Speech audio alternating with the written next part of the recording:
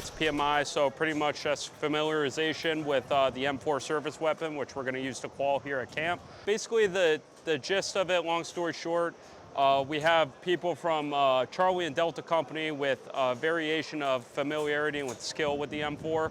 So just kind of like an umbrella training to kind of bring those who might have not fired a weapon before kind of up to speed with those who might be more proficient with the weapon. Overall, just weapon safety and qualification.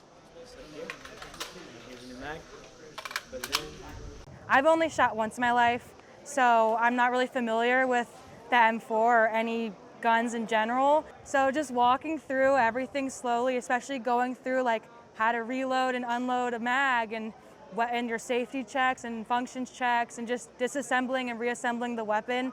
It's helped me become more familiar with how to use it. Everyone feeling confident about the mag?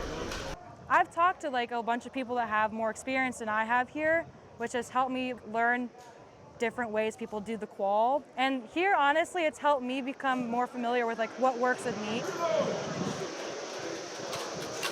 I've been shooting for a few years now, so I'm pretty familiar with the M4. I started going to the range with my father when I was young. He's a retired state trooper.